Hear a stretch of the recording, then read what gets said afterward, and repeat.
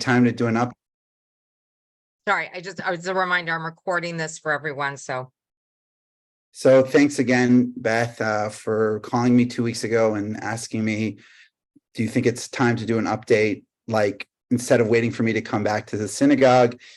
And I agreed with you, and you gave me this opportunity to express my feelings and what's going on here. So I want to thank you so much. I want to thank the synagogue. I want to thank Rabbi Marco for supporting me in this. I'm very thankful for that.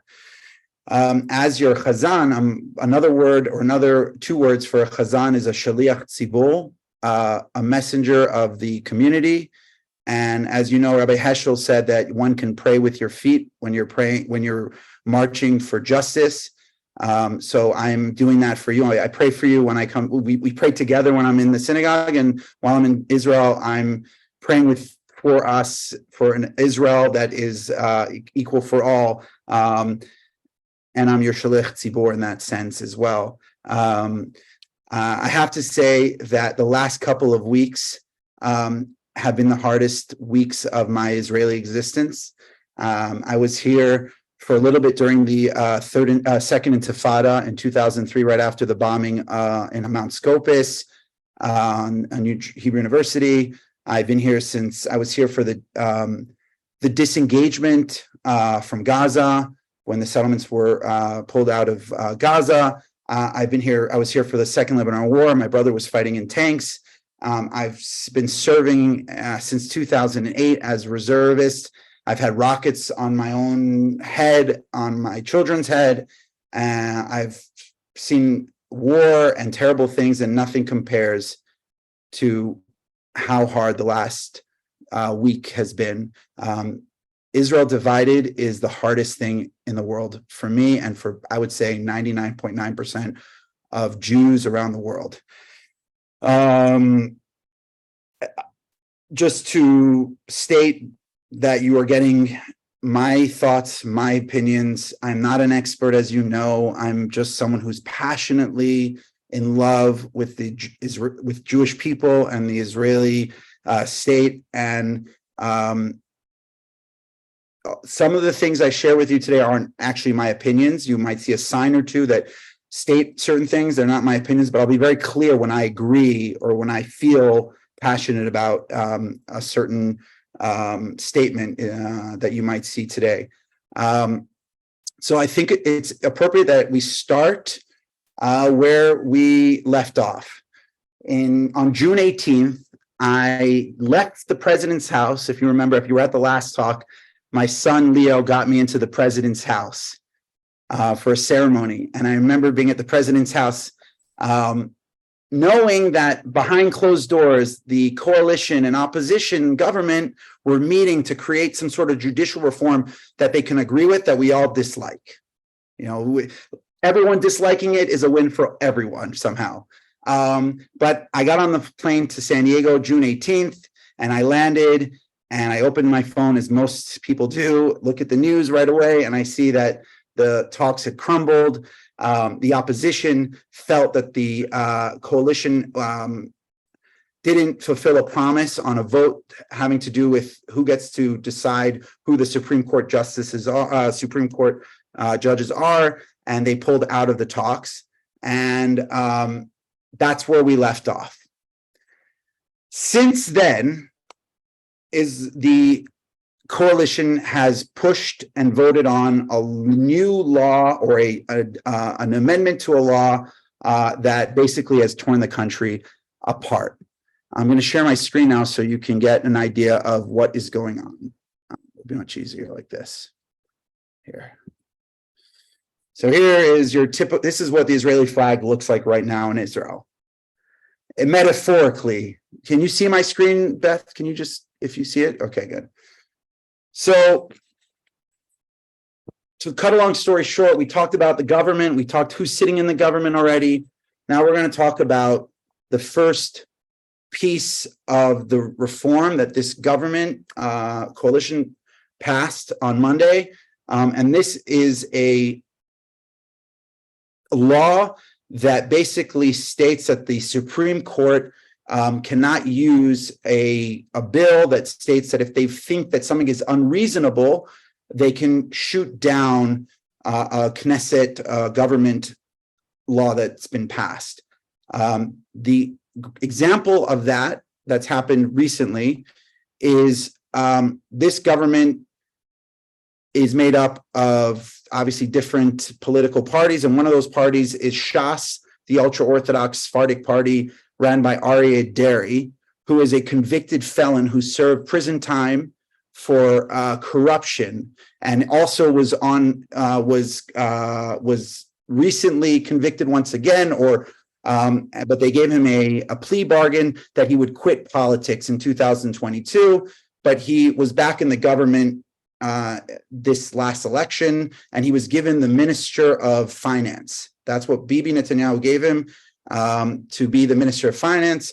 And this Supreme Court said it's unreasonable to have a convicted felon who was convicted of corruption in 2002, who once again had issues recently, to be the Minister of Finance. That's unreasonable. And they forced him out of the government with this law called the Unreasonable Law. This sitting government, the law they passed is that the Supreme Court could no longer use this unreasonable law to shoot down the government's vote. What it also means is that because we don't live in a vacuum, and the Prime Minister of Israel, Bibi Netanyahu, has been charged with corruption, and as you know, he's in the middle of a court case right now on corruption. This law, now that it's passed, can be used to recreate the job of Attorney General, which could end up basically relieving Bibi Netanyahu of his court case against him. So there's a lot of feeling that this bill is just a little bit of a part of the big reform that this government wants to pass, but there's a lot of personal things behind it that's going on. So this government, after the last round of trying to push the reform, decided that they can't pass the full reform as one piece of salami, so now they're going to cut it up, and they call it the salami method. So each piece, they're going to try to get now a little bit of the reform one step at a time to get through and change the judicial system in Israel. And it's called the salami method, and Seth saw this kind of in one of the rallies. The salami is not kosher, or Bibi salami is not kosher. It's important to remember that this government is made up of radical right-wing religious people who have almost no empathy and compassion definitely no empathy and compassion to Arabs, let alone people who aren't like them. And one of them is called Ben Gvir. And when this whole law was getting passed, he said, the salad bar is open. As in, he was rubbing it into people's faces. The salad bar is open. We're about to start eating. That's what he said. So that clearly caused a lot of problems, and the people of Israel decided it's time once again to go out to the streets and protest. So here are some of the posters that went up recently to protest this bill going through. The one on the left that's in red says, "Stop the destruction of the legislation. Stop the destruction of Tzahal, of the army." Here's Gallant, the defense minister. He looks like Moshe Dayan, and it says, playing off Moshe Dayan's famous kind of call that the third Beit HaMikdash, the third temple, is going to be destroyed in 73.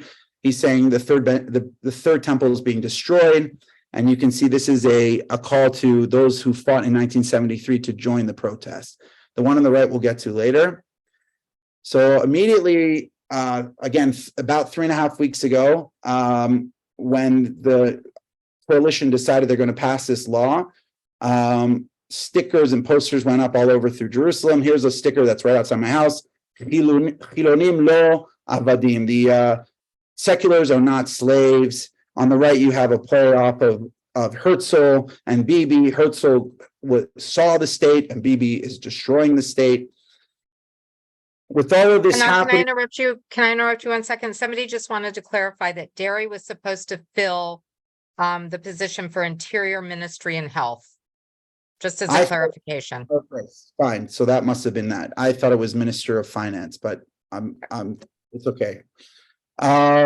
So here we have a call to unite against the legislation. Now, the reason why it was, a lot of people are for reform. I'm not going to lie. Part of me believes that there needs to be some sort of constitution and a possible balance of powers in Israel. But the way in which this government is doing it, it's like a bulldozering method. They have it. The minimum time it takes for the government to pass a bill is 3 weeks. You have the first reading, the second reading, and they bring it to the Knesset floor and they vote on it. That's the minimum time. It took exactly 3 weeks for this bill to pass. It took exactly the minimum amount of time for something such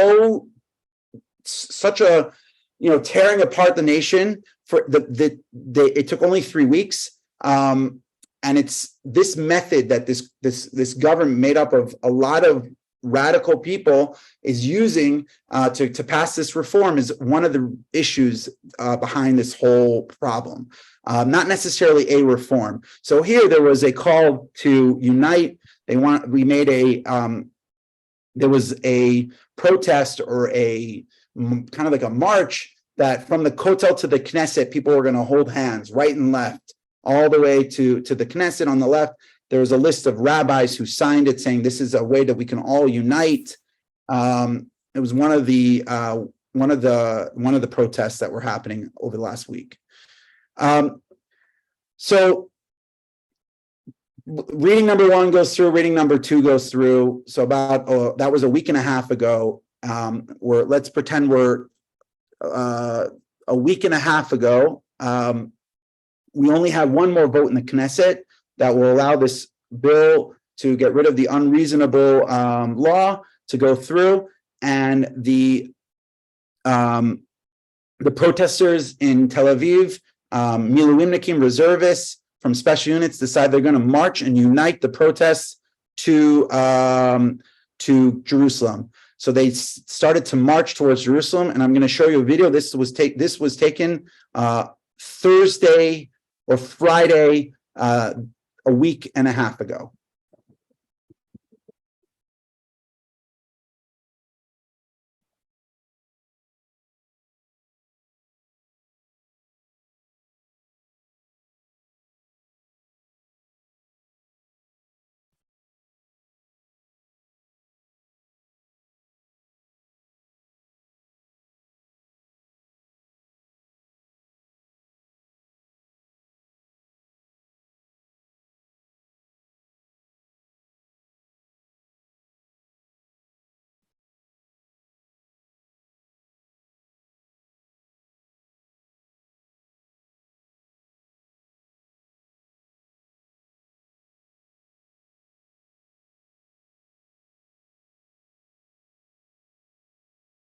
Oops. So that's like an endless stream of people walking from Tel Aviv all the way to Jerusalem. They arrive on Saturday night, but we'll get back to there. We're going to go back a couple days. This is Thursday, a week ago from Thursday. Seth, who we have a member of our synagogue, has joined me in our in the protests against this government's bulldozering through the bulldozering with this legislation. The protests are picking up, and the doctors begin to call and say, listen, the way that this government is handling it, it's tearing apart the nation. It needs to stop this immediately, and therefore we're gonna start going on strike as doctors. So the doctors begin to get involved with the protests as well. According to recent polls, 80% of the doctors in this country were against the way in which this government passed this bill. And some of the top doctors have already made statements that they're leaving the country.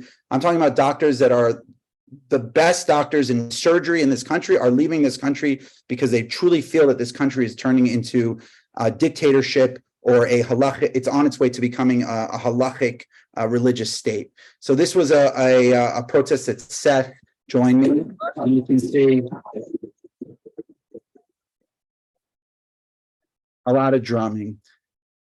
So Saturday night, the big march from Tel Aviv arrives in Jerusalem. And here's my mother and myself. I only have to walk 5 minutes to get to the Knesset, or like 30 minutes, but 5 minutes to get to where all the protesters are meeting. On the right, you're going to see the beginning of what they call the tent city of the protesters, who are still there, and they'll be there until this government commits to stop the legislation to reform the judicial branch of government. So here you can see I took a picture, a video of the beginning of the tent city. Okay, so again, what are protesters protesting? Not just this bill, but who's sitting in the government. On the left, where you see, if you see, there's the rainbow flag, and in front of it is are the faces of members of Knesset who are anti-gay. It says right here, it's a shame on this country. This member of Knesset, Maoz, is a homophobe, and he's also a minister, and he's truly homophobic. He's truly against the rights of the LGBTQ in this country. He's super religious, and he still believes in all that therapy that has been proven to not work. Here you have Yad B'Yad, it's Arabs and Jews together uniting for democracy, and you see dinosaurs. How far do you want to go back? How far do you want to take this country back? That's what they're saying. And on the right is a group of students that say without democracy, there's no academics. Here you have just what this government's doing, a little bit of the stuff that's going on in this country right now. You can read in English, if I can't move my thing here, but basically they're canceling the need for people to learn, for you students, first and second grade, to learn English. The government is declining to be a part of the Western countries that are against Hungary, taking away the rights of LGBTQ. In Bnei Brak, a bus was stopped because a woman was riding it. Okay, Sachakol, the state is moving forward quite well. We're just being hysterical because basically the coalition and those who support this reform are saying that all of us people who are protesting against it are just being hysterical. We're just using it as a political way to get this government out of power. We're just being hysterical. So we're just being hysterical, but the tech companies are leaving Israel fast because they know that a company cannot really survive in a place that isn't democratic, and they're taking their base and moving it outside of Israel. I don't know. I saw Felix Unger from our community recently. He said like 50% of the startups in this country are moving assets abroad because of what's going on. And the feeling is that this country is slowly becoming non-democratic, and this is just the first piece of the salami. And then we get to, because of that feeling of Israel's becoming a dictatorship and some sort of halachic state, and the minority are going to lose their rights. Because if you think about it, probably about 50%, at least 50% of this country were against this reform, at least the way that this government's doing it. And they protested in the street for 30 weeks, and this government didn't listen to them at all. They didn't sit with them. They went straight through 3 weeks and passed this law. So if they're capable of doing that with half the nation, think about what they're going to do to Arabs, to Druze, to LGBTQ. They're going to run through their rights. They're going to run through whatever they think. It's clear to me what's going to happen. So the army and those who volunteer and are doing their reserves are starting to question if this is if we can trust this government to take us to war. So here on the left, you see, I won't serve a dictator. In the middle, it's tankists for democracy, and on the right, it's the security community for democracy. Again, here are some more slogans, the hypocrisy of this government. So a lot of members, volunteers, and reservists have decided they can't serve this country anymore because, yeah, we want to protect our own, but protecting our own and serving a dictator is not, it's not what we signed up for. So on the left, here's a guy holding up a sign. They're breaking apart the state of law, and they call us anarchists. They don't go to the army because they're ultra religious, or they were too crazy to go to the army, and they call us draft dodgers. It's quite easy to understand why they want to get rid of this law. Again, this picture in the middle is the coalition is made up of people who didn't serve. On the left, the ultra-Orthodox. The middle two are the right-wing settler fascists who, in my opinion, and I know for a fact, have no problem with ethnically cleansing our country of the Arabs. And I say that because they said it themselves regarding Huwara. And obviously the two on the right are two Haredi ministers, one of them who's still not a minister, but who didn't serve. For them to call reservists who have been doing their service for 20 years or 30 years traitors, and that's what they're calling them, is hypocrisy. And that is where things get really, really heated in this country. Nothing is more heated than the army. The army is the holy of holies of Israel. It's the great equalizer in this country. And there is a massive divide on what is happening right now in the army. Because I understand that if you're a pilot and you have to go out and do a mission, and your government isn't considered democratic in the eyes of the UN or the world, including America, then you will be blacklisted from flying and going anywhere in the world. Because if you go and you're considered a war criminal, they'll arrest you on the spot. But having a judicial system with checks and balances allows our country to say that we have a system in place that allows us to observe the laws of the Western world. And without that, we don't have that checks and balances. And basically the pilots are will be the first ones to be arrested after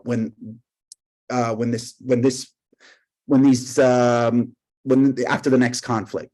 So they're deciding that they're not going to serve. And these aren't pilots that are doing their service, the 10 years of service. These are reservists and volunteers who are still flying once a week, but they're reservists and they're ending their service. In the middle is Brothers in Arms. It's one of the great protest groups of this protest movement of reservists who are against this reform. And on the left, the famous Sayeret Matkal unit has, I think, 1,000 members who are not doing their reserves because of what's going on. And Netanyahu is being called upon to wake up.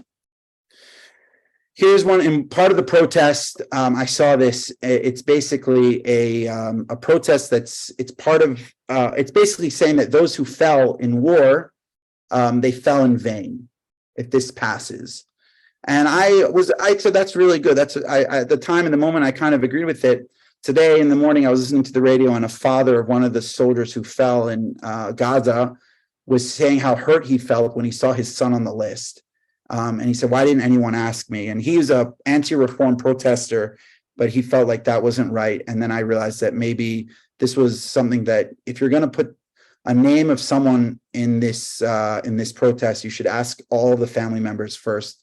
I had to share that with you. Here is the actual message from the chief of staff that I received to my phone. I'm a reservist. To this day, I haven't ended my reserves. I don't yet believe we're at the end of democracy here. We still have a fight. So I'm still doing my reserves, but my reserves are in December. And obviously if there's a war, the chief of staff sent a message to every single reservist in Israel and basically said that if you're obligated to do your service, it's a great honor to do your reserves. If we don't have an army, we won't have a country, and we have to do it. And you have to fix this problem and come in and do your reserves. So you can see it's getting serious. This whole not doing reserves thing is actually becoming an actual big deal the government and the people of Israel are starting to feel a little bit unsafe with what's going on. So I call that Bibi's big dilemma, and I got that quote from Micha Goodman, the great philosopher. You see, Bibi Netanyahu, who's the head of the coalition, has a choice to make before this vote goes through. He knows that there's a massive amount of this country that aren't going to continue to serve this country if they feel it's a dictatorship. And it's pulling the country apart. This whole thing is pulling the country apart. I've never seen such hatred towards one another. But he has to choose between the state or his coalition. If he pushes the bill through, then he saves his political career in the coalition. If he ends the bill and he says, we can't continue this, we have to bring people together, then he can save the state of Israel. Well, you know what he chose to do. He chose to save his political career and go with the coalition, and they passed the bill. But this was the big Bibi's dilemma, and I felt like sharing that. And he actually says in this article on the left that the state can survive without its pilots, but it can't survive without its government.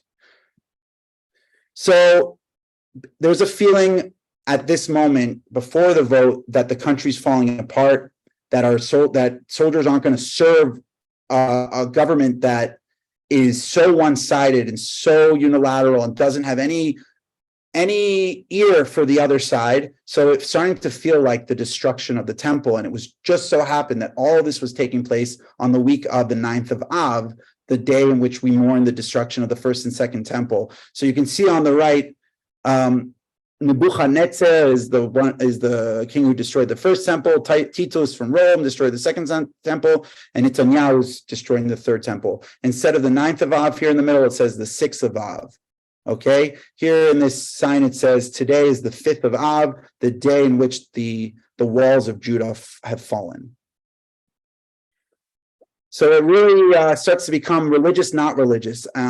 I have to say that in Jerusalem, the protesters are a lot of kippah-wearing women, Jews, women wearing head coverings. There's a lot of religious who are against the reform. In Tel Aviv, I hear there's almost none. I find it very interesting because I met this woman on the right who has a Yeshaya Leibowitz t-shirt on the right. And she said it's rare for her to see, she's from Tel Aviv, and she's really never seen a religious person at an anti-reform protest. And I was telling her, my religion, my faith tells me I have to fight for a democratic Jewish state of Israel.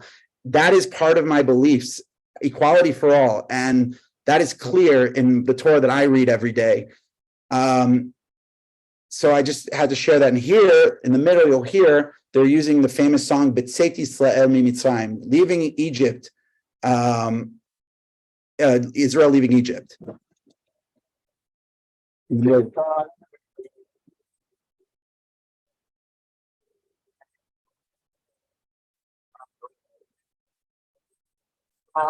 So now it's Sunday night, the day before the big vote, and every single person is in Jerusalem that's against the reform. And here you'll see some of the amount of people that are in Jerusalem. At the same time this is happening, the pro-reform protest in Tel Aviv is happening right near the Ayalon at Kaplan.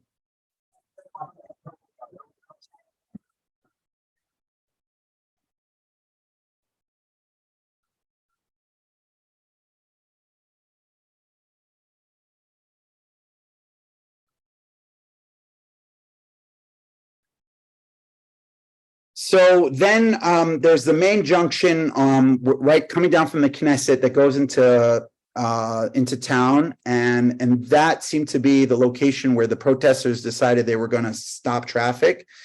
I hung around to see what was going to happen. I didn't necessarily stand in the road, but of course the Makhdazit, the water shooting truck came out to shoot water at the protesters. At this point, the police and the protesters have been pretty, there wasn't a lot of fighting. There wasn't, people were being arrested, but it wasn't violent yet. So in this picture, you can see they're shooting the water at the protesters. It was actually quite refreshing.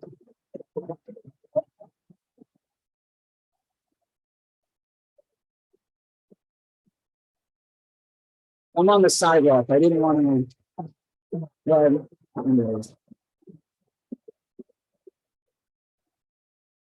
So 30 weeks of protesting goes by, and for the most part, until right after the bill was passed, everything was not violent. Unfortunately, after the bill was passed, it started like the next level of protesting, but we'll get there in a minute. Sunday night, the night before the bill is passed, I'm walking through this park called Gan Soccer. It's about 1:32 in the morning.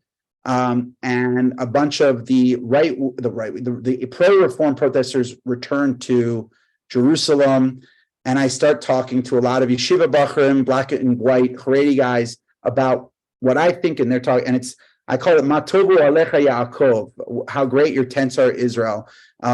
It was literally like a house of learning. Everyone was talking, and it was quite friendly. The man on the left, I don't remember his name. I circled his head. He's a member of Knesset. He showed up, and I had about a half an hour talk with him. It's on video somewhere. And all I said to him was this: whether you want the reform or not, as a religious Jew, you see what is happening in our country. It's the eve of when we mourn the destruction of the temple because of baseless hatred. Put aside your ratzon, your inclination, what you want. Put aside your need to control the nation and just do what's right and bring the country together, the people together, and put it aside and just sit together and come up with a reform that we could all agree on. And his answer to me was Chilul Hashem. It was an answer of what basically religious Jews come first. Religious Jews like him come first. That was his answer. So why should I not get what I want? Instead of saying, well, we're connected to the infinite creator of the universe. We have this beautiful Torah. Let's retract what we want for a second and allow peace in our country with our people. No, that was too much for him. So you see, he's doing a l'chaim with Simcha Rothman, basically one of the architects of this reform. But what I did see in this park that night was that the people of Israel talk more than the politicians do. They might not agree, but they talk. And this was kind of like a festival vibe. And they're singing. So on Monday last week, the coalition passes the judicial overhaul law limiting review of government decisions. They do a fun selfie as if the country isn't exploding. And by the way, so many of my right-wing pro-reform, pro-government friends are not celebrating this. Their hearts are broken. And here you see in the Knesset, Yariv Levin, the guy with the short haircut and glasses, smiling in a selfie after they passed this vote. And then right after that, all hell breaks loose in this country, and the protests begin to become violent. The police bump it up a notch. They start ramming people with the horses. Until then, they had the horses. They'd come slowly. Now they actually are doing like a cavalry rush through the people. The protesters begin to get violent as well towards the police. And basically that happened until 1 or 2 in the morning on the Ayalon in Tel Aviv. The day after, this was the newspapers, right, left, and middle newspapers, just black on the cover. They understood how heavy and sad and terrible this whole thing was and is. The saddest thing about it is there was almost an agreement right before the vote took place. Lapid said that they almost had an agreement, but of course, Ben Gvir, the crazy right-wing fascist, said that if you don't go through with this reform, I will break the government. I will break off of the government. So Bibi decided to go with the reform, and it's beginning to show us who's really in power. That this Likud right-wing, secular right-wing ideology is not really in power. Who's really in power are the radicals that are sitting in the government. And of course, the defense of this country is in shambles. Hezbollah is starting to push Israel's buttons. they know what's going on here, and you can see, according to the news, the chief of staff tried to speak to Bibi on the day of the vote 4 times, and he refused to take his call. He did not want to hear what was happening in the defense of Israel. And this is Bibi. Again, remember, the right-wing platform has always been security over everything else. Security over everything.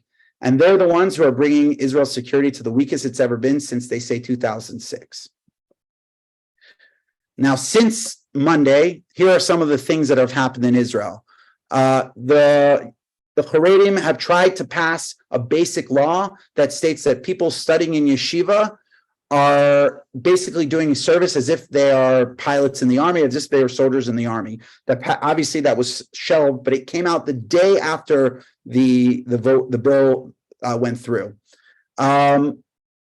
Here's a bill floats government-controlled media watchdog that could levy heavy fines. They're trying now to go after the media and create a system where the media can't push whatever narrative it wants. Shas's welfare minister to court, same-sex adoption against child's best interest. They're trying now to get rid of, they're trying to make it so that same-sex couples can't adopt children. The shekel has gone down tremendously. A year ago, it was 3.3 shekels to $1. Now it's 3.7. And then the last thing that happened today is that the government is going to give 130 million shekel from God knows where to Yeshiva Barchim to learn Torah, over many other options that they had. So every day since this bill passed, another crazy thing has come up, and it's just is what Israel's becoming. The protests continue. On the left is Saturday night. Last night, I was walking my dog, and this is people leaving the protest. You can see people leaving the protest on the left. The protests will not stop. They're only going to get bigger. And then a little bit of optimism before I take some questions. Tisha B'Av, the 9th of Av, was on Wednesday night, Thursday. And this is true, that picture of a fox coming out of the Kotel is, the rubble of the Kotel is a real picture. And there's a story in the Talmud of Rabbi Akiva and some of the other sages going up to the Mount Scopus and looking at the destruction of the temple, and they're crying. And Rabbi Akiva and they see and Rabbi Akiva's laughing, and they say, Rabbi Akiva, how are you laughing? Don't you see a fox is coming out of the Holy of Holies, a place where you couldn't go? It was so holy that a person might die if they go near. And now there's just a random fox popping its head out of it. And Rabbi Akiva says, no, I'm laughing and I'm happy because until the first prophecy of the prophecies of rebuilding the temple took place, I couldn't say it was going to happen. But now I see that the first prophecy is destruction and the ruins of the temple. And now I know that prophecy is taking place. The next prophecy is that there will be elderly once again and children in Jerusalem, being in Jerusalem. So that is where we are at today. That's kind of cut a long story short. That's where we are today. I'm going to open this. I'm going to open it up for questions. I think as long as it's we've got a big group here, which is fantastic. So as long as we can keep some decorum in terms of not interrupting, etc., feel free to unmute and ask a question. Otherwise, put your questions in the chat. No one has a question? I do. Okay. It takes a minute to process. It is a lot to process for sure. Who was it who had a question? I do. Judy. Go ahead, Judy. I have a question. Can you hear me? Yes. Okay, about money. Are the the religious or the people that are behind this, all of the, this very, very right wing, do they have a lot of money? I I only ask that because, in this country, political campaigns and a lot is because there's money behind it. And I'm just wondering what that situation is in terms of Bibi and the people who are behind this reform. I'll tell you what happened today and yesterday. Miri Regev, who's the Minister of Transportation in this country, with another minister, Smotrich, decided that they want to build up the peripheral areas of the country. Tel Aviv and what we call Gush Dan, Tel Aviv and all up the coast is really like the central area of Israel's economy. And when you live in like places like the Negev, or you live right outside of Gaza, it's they call it the peripheral area. And they came up with a plan that they want to invest. The government wants to invest into the peripheral areas, which happen to be a little bit more right wing, but not necessarily. And they said, so where are you going to get the money? And they said, we're going to take it from the taxpayers of Tel Aviv. And that's the same thing in Jerusalem. I pay very high taxes on my work, on my house, and the Haredim a lot of them don't pay taxes, and they receive money from the government. So a lot of the money is a lot of their money is coming. Like, I'll give you an example. There are no government-funded non-Orthodox synagogues in Israel. As in, if I want to start a synagogue in Israel, if I'm an Orthodox Jew and I'm a rabbin and I want to start an Orthodox synagogue, and then the Rabbanut gives me the green light, and then I can get funding from the government. But a non-Orthodox synagogue cannot receive money, will not receive money from the government. So that's just the way it is. That's the way it is. Of course, the ultra religious feel that they're class B citizens, right? That's one of their big things is we're not as equal as the pilots. Look, our voices aren't as heard. But really, it's the opposite. They don't serve. They get a lot of money from the government. They get to decide how religion is run in this place. They close down the shops in Tel Aviv on Shabbat. The country's shut down on Shabbat. There's no public transportation on Shabbat because of the will of the ultra religious. And they're the ones saying that they don't have a say. And they're the ones saying that they're less equal than others. And maybe they feel that way. But as a religious Jew living in Jerusalem and who knows this community very well, I think there's an education that they're receiving that is teaching them some sort of false reality. But Bibi gets a lot of money from funders.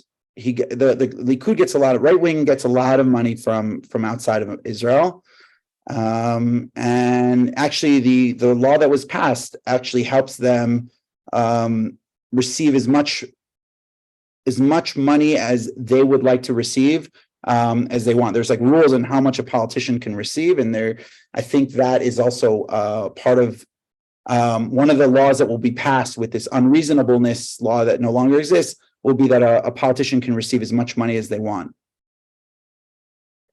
So, Hanan, here's a question. As American Jews who are opposed to what is happening, what can we do? So I think you should start looking. I've been saying this for a long time. I live in Jerusalem. Jerusalem is blossoming with non-Orthodox or non-affiliated communities. There are many of them. We don't go by conservative reform really in this country. We kind of stay away from those words. We go by non-affiliated or kind of like not affiliated. And I think it would be, for instance, one of the communities I work for, Tzion, does so much work with coexistence and is so much pushing the envelope with treating one another well. The idea of being a religious human being means that you should love every human being as if they are, just like they're created in God's image. I would look into those. I've said I'd offer a list of There's the Honey Foundation, which I would look into. I don't know if you can look that up. The Honey Foundation, there's Sion, there's Masoti Olami, there's the Masoti movement, there's the Reform movement.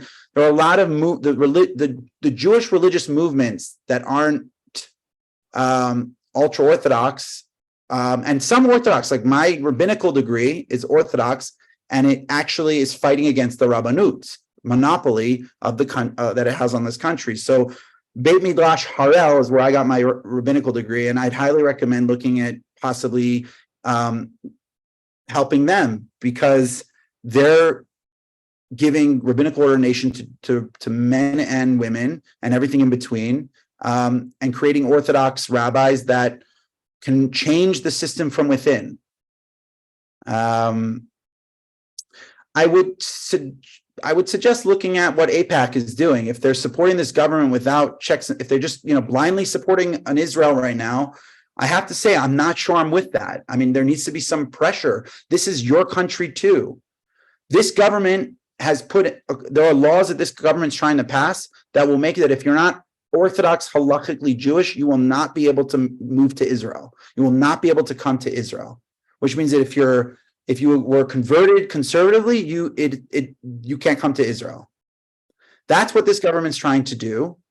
And if AIPAC supports that, then you have to decide if that's something you can go with, if you can really support it. I'm not saying don't support AIPAC. I'm saying just push AIPAC to do the right thing. At some point, just like if the best of this country, we all know that the fighter pilots of Israel are the dream of what a Jewish person can be. They are like the model of Israeli success, and the startups of this country.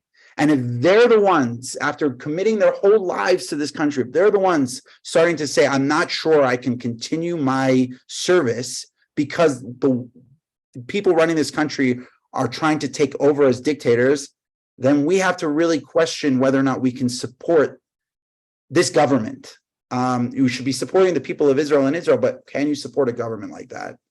When is the next election? Hang on 1 second. I'm going to get to the questions that have come before this. So Ken, hang on to that question, okay? So these are the questions that have been coming in. Has the public polling changed on this issue over the last weeks? If 50 to 60% oppose, what percent are in favor and what percentage are neutral?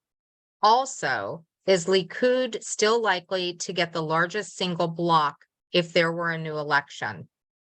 So that's a really good question. I know that the polls are coming out that Benny Gantz, who's one of the opposition, would have the leading block. That's been the polls since Bibi fired the defense minister half a year ago and then brought him back.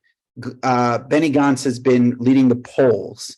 Of course, polls are not elections, and that's really important because the first thing that a supporter of this government will say is, polls are polls, but we voted for this government. This is the will of the people. So the polls are now that actually this government obviously would not win if there's an election tomorrow. Likud, it's really, I'm sorry for being so emotional, but this government saw what was happening and knew the destruction that was taking place within the country. And they passed this bill, and all of a sudden I've gotten messages from my right-wing religious friends, baseless love, come on, Hanan, baseless love. After the fact, it's all about love, it's all retro, and they couldn't open their eyes and do a little bit of retraction of their personal will to not win over the left or win over the other part of the population.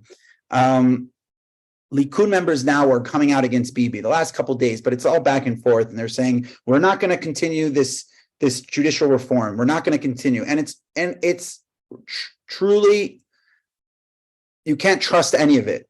It's all part of the big game to get the opposition to sit down with them once again, to be dragged along for another 4 months.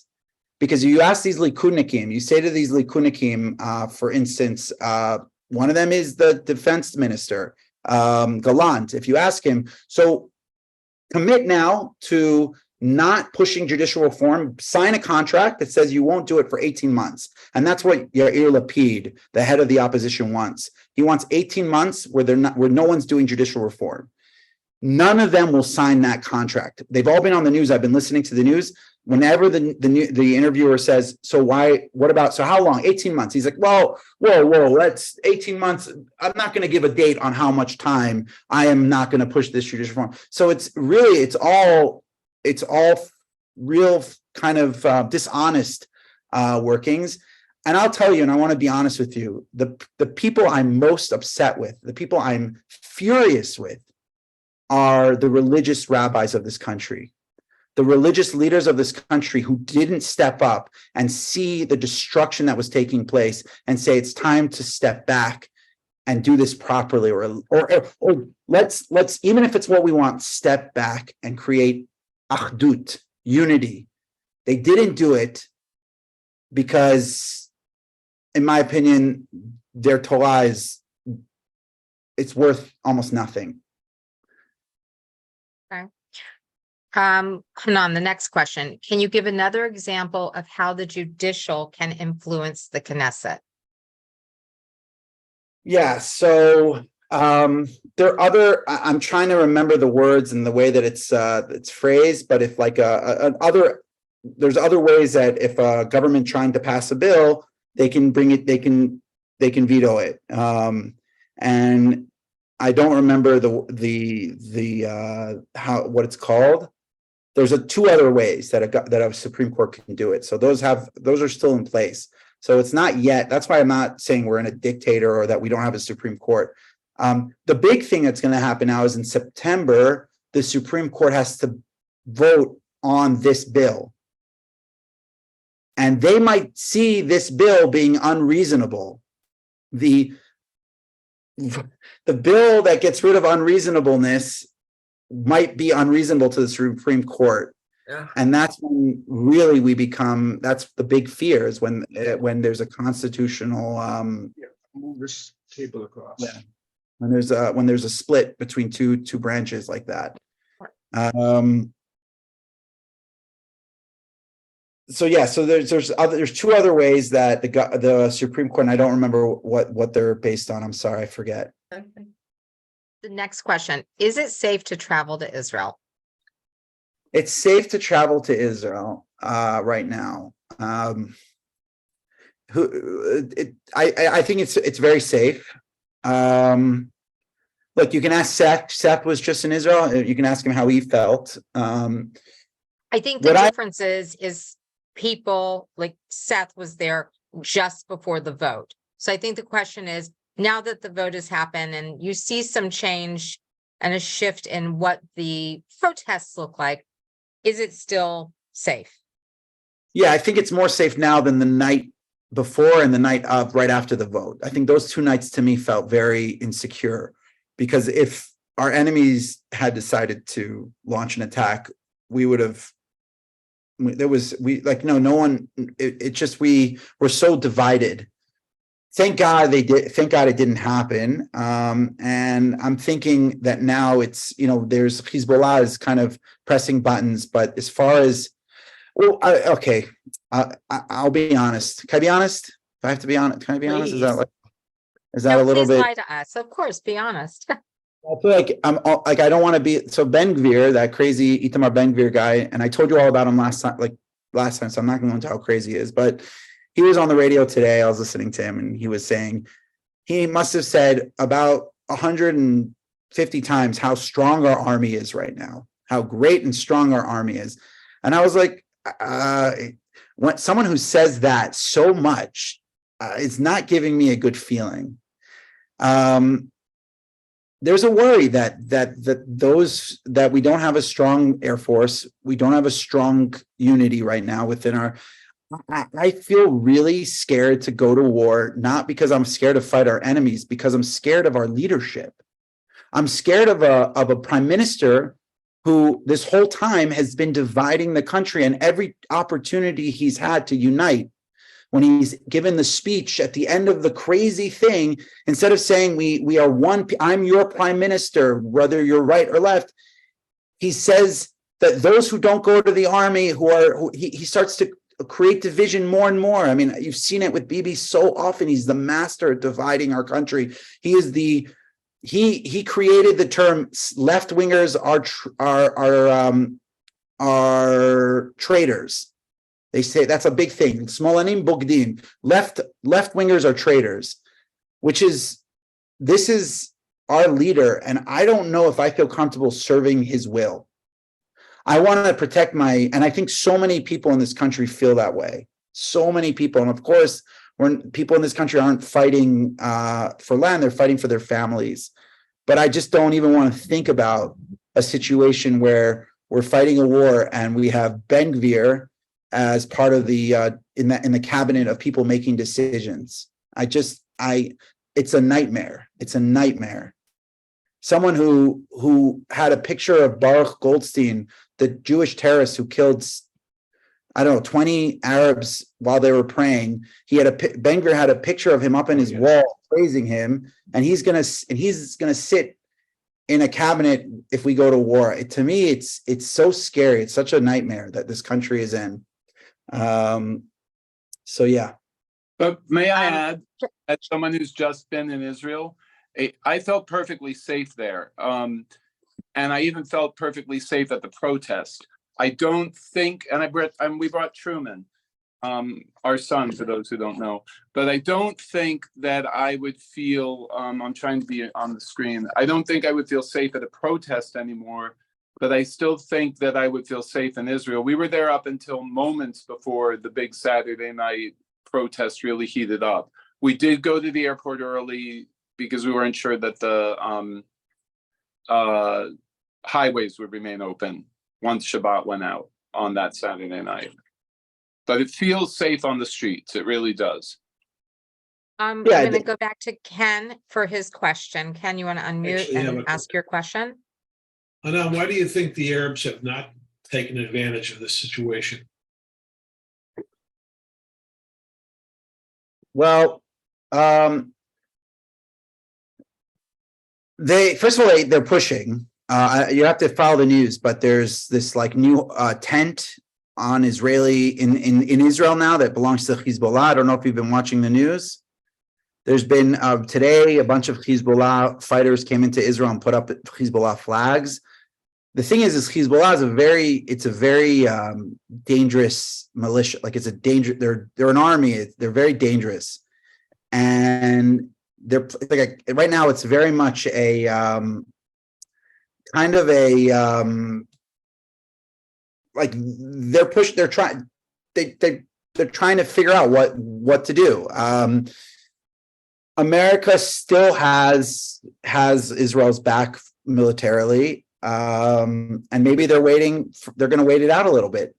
I mean, they're laughing. Nasrallah, the head of Hezbollah and the head of Iran, has been saying, we don't need to do anything. They're doing it to themselves. That's what he said. He literally said, he says, we don't need to step in. They're doing it to themselves. What makes the Orthodox rabbis in Israel any different than the clergy in Iran who are trying to run that country or have been running it for years? So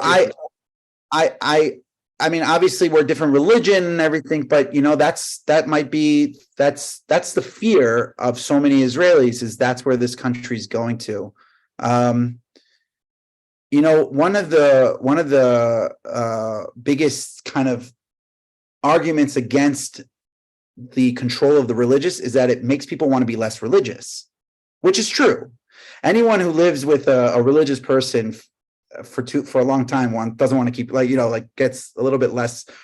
And a lot of Israelis, especially right now, the fast of the 9th of Av, for the first time, a lot of restaurants were open, and they said, we're doing it because why should we close our restaurants if we don't believe in it? They get fined. There's a fine they have to pay. Same with Shabbat. If you have your restaurant open on Shabbat and all in Israel, you pay a little fine. Why should those people, the religious, control our lives? Why should that be? And it's a system that I think was set up since Ben Gurion, but it shouldn't be that way. When I went to speak to the Haredim and I had these long conversations with them, I felt despair because they really are like, they say, how can, this is what they said to me. Look, they don't keep Shabbat.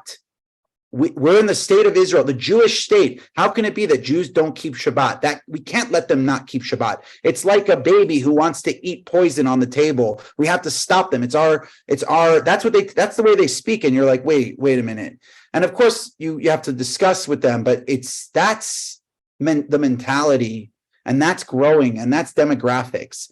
By the way, and this is where this is a really important point. The demographics of Israel are that it's becoming more religious and it's becoming more right-wing because of the birth rate and all that stuff. That's exactly the reason why we need to have a strong Supreme Court. That is exactly the reason why the Supreme Court has to exist and it has to be separate from the government. It has to be able to veto, because these religious people that are going to be taking over the country are going to blanket the country in what they want in halachic law, and no one's going to stop them. And Bibi's their pawn at this point. Bibi really is their pawn. He's their puppet. He wasn't always this way. He really wasn't.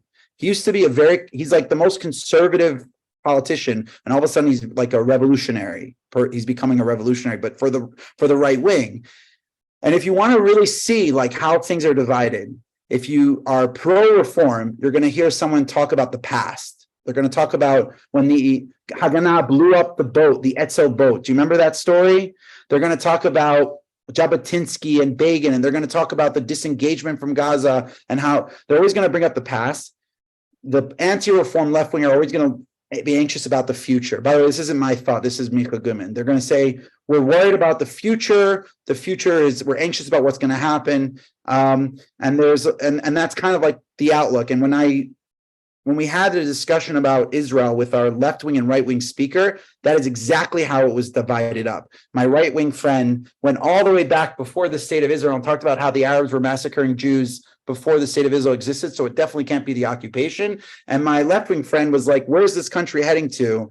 Look at the future. It's going to be, and so it's a very interesting way of looking at what's happening here. But because of the demographics, the Supreme Court needs to be have its own have its own say on these things.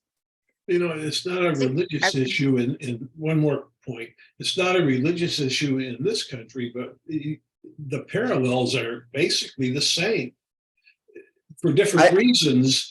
And you have to wonder, given where you're at and given where we're at, I don't want to go in the wrong direction. My role is not talk about America. I can't talk to you about American politics. I don't live in America, and that's something you can do but I don't know the comparison, so I can't do that. The parallels in different issues, but parallel in that you've got a minority trying to run the majority. I'm going to ask a question along the lines of the Supreme Court still. The question is, can the Supreme Court of Israel rule the new law is unconstitutional or unreasonable? Is that a statement or a question? That's a question that was posed. Say it again. Can the Supreme Court of Israel rule the new law is unconstitutional or unreasonable? Yes, it can. And that would be we'd be in a very weird place in this country. If that happens, it would mean that two branches of the government don't agree with each other. Who do we go by? Who runs the country? I want to reiterate, I think that I do think the majority of this country believe in some sort of reform and some sort of constitution, and that there should be an agreement, but not this way and not by this government. And if it's this government, it has to be with a massive majority or a referendum. A referendum would be nice as well. I mean, it's weird, but that would also be an interesting way of dealing with this whole issue. The next, I saw the question. The next election is in 4 years. It's 4 years. Right. We do have two other questions that I've got on here. What do you think of President Biden's position? So I think America has to put pressure on Israel. It has to be able to rely on Israel to be a strong democracy.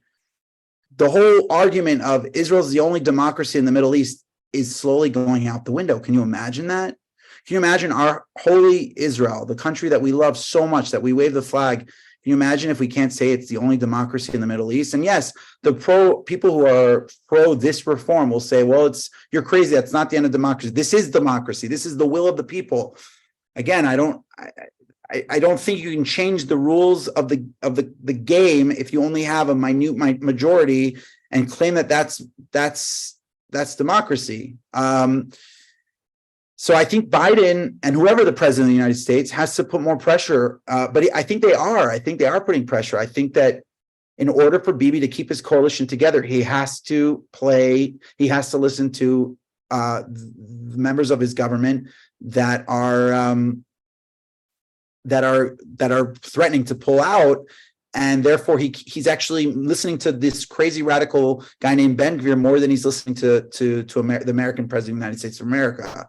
And you should know, this government has been looking at making ties with China and starting to look to the East and starting to look to this and that, Hungary and other places. And it's really like, it's kind of disgusting. It's kind of disgusting because Israel has always been that place that we called the only democracy in the Middle East, and it's slowly becoming. Listen, they wanted to pass a bill. A bill came up. This government put a bill. They didn't vote on it, and they shot it down. But it could come up again. That if you're dressed immodestly at the Kotel, you can be put in jail. And last week, a Catholic priest with a cross on him, is wearing his religious garb, came to the Kotel, and one of the ladies who works as the modest police at the Kotel told him to take his cross off. It's immodest. No, come on. I'm telling you, this happened. This is happening in our country. The Kotel, the holiest place in the world where people should be greeted with flowers, are greeted with modest police. And of course, and by the way, that bill was also aimed at putting the women of the wall in jail. This is something you should know. In the religious Zionist movement, there is a messianic dream, the messianic belief that we are in the time of redemption, and that Mashiach is coming here soon. And if it doesn't come, we have to bring it. And that mentality is driving a lot of this. They're basically looking to create an Israel that has a king and that's run by Jewish law, Orthodox Jewish law. Not the ultra-Orthodox Haredim. This is the religious Zionists a lot of them of our country. So their aim and goal is they don't hide it. That's their goal. And they're in the government. So when you hear people say we're worried about democracy, it's because the people in the government don't care about democracy. And they say it out loud. They say it out loud. It's part of their belief system. I think the priest left. It's on video. You can find the video somewhere of the priest being told to take his cross off. And he's like, but this is my religious garb. That's like going into a church. And can you imagine if you when I go into churches in Italy, I have a hat usually because the sun's beaming on my head, but I have my kippah and I'm proud of my Jewish kippah. Like I can walk into it. It's part of my faith. I can imagine a situation, take your kippah off. It's disrespectful. I mean, I would anti-Semitism, but this is our country. This is what's happening. I'd love to give you really good news. I think the fox coming out of the rubble of the Kotel was the best news I could give you at this point. I'm sorry. Another question. How does this interplay with American upcoming elections? I have a hard time talking about America because I don't know enough about the situation in America, and I don't want to get too involved with that. I just don't know enough about American politics to That's answer fair. that question. Someone asked, they thought there was no constitution in Israel. There isn't a constitution, but there's laws that are constitutional, like the basic laws of human dignity. So those have a heavier. They're considered basically amendments, is that, or like they have stronger, they have more weight. I don't know exactly know what the word is, but in English, but they're constitutional laws. And the big one is the basic law of human dignity that creates equality of all people. So that would mean that if a government, if a religious or any government decides that everyone with brown hair has to wear glasses, the Supreme Court would say that's crazy, no way. But this government is trying to create a system where there is no Supreme Court that can. Drop me on Chile. Yes. Hanan, somebody had said, they said a list of sites or references would be helpful and encourage people to check closely where you spend money to go when you consider a donation, to make sure that the money is being spent in the manner in which you intended it. So I don't know, if you would have a chance, maybe when you're here, we could put something together as well. I think you should highly consider investing in the non-affiliated or non-ultra-Orthodox communities in Israel that are building, that are really, really blossoming right now. I think that's like, I wrote a post on my Facebook that critiqued the rabbis of this country for not speaking out against the division. And the amount of secular Jews in this country who liked it and loved it, who said, finally, someone who understands what's going on, who's a rabbi or whatever, it was like 103 people. And then there was a couple, obviously a lot of my right-wing friends were like, and religious right-wing friends were like, not happy with what I said and called that I said I was dividing the country and whatever. There is a need for a new Judaism, a new, like, the Rabbanut of Israel really is a Chilul Hashem. When I say Chilul Hashem, it pushes people away from wanting to connect to God. And it's such a high level because of the way they run their show, the corruption and the way they push, and the way they want to impose their will on that. There's such a need for non-ultra frum or a Judaism in this country that could go so far, and it's doing such beautiful things. And I'm going to say again, like the Zion community called Zion in Jerusalem is one of them. The Reform movement, the conservative movement, is called Mesolti here in Israel. They are and they are obviously pro LGBTQ rights and pro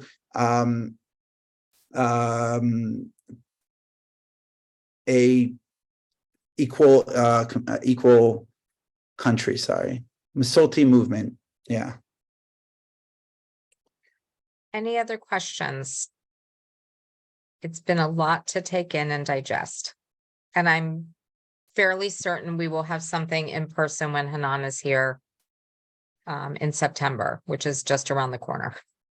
I have an observation to make, that I reflect upon what has happened historically with the siege of Rome of Jerusalem, in which the people in Jerusalem were segregated in various communities, and they were always fighting among each other during this time, assassinating each other's leaders, burning each other's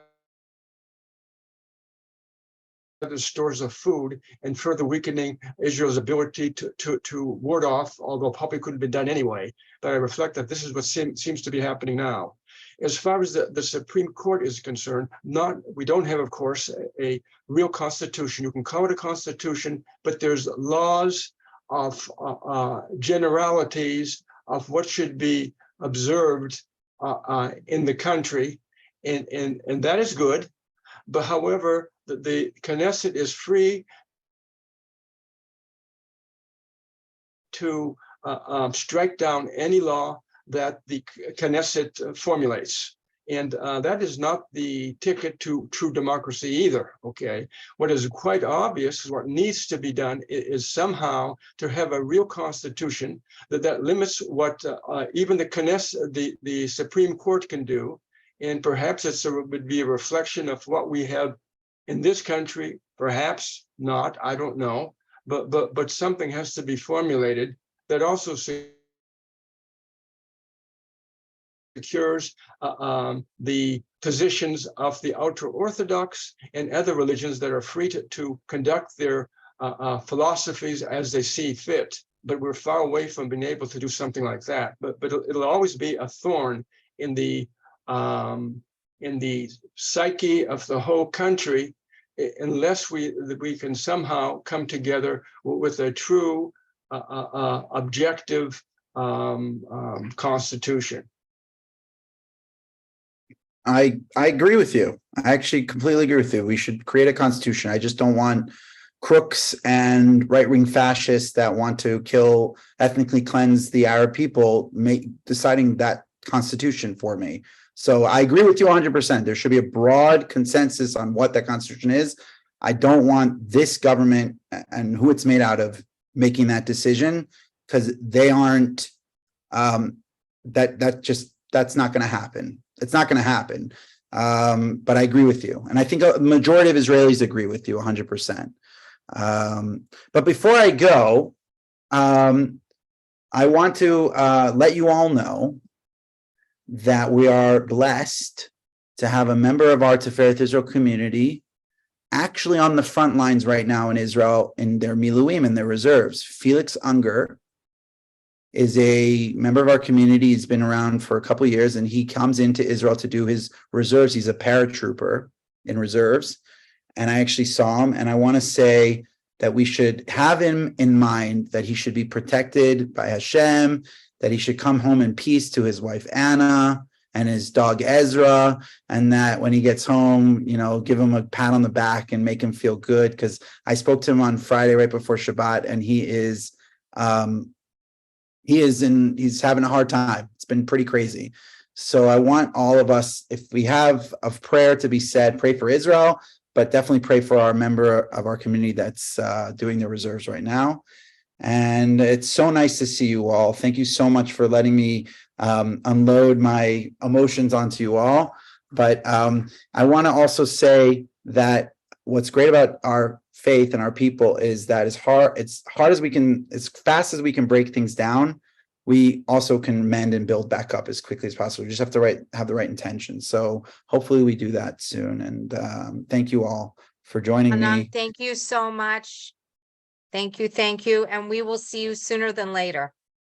Yes, see you in September. Bye, everybody. Have a wonderful rest of your day. Bye.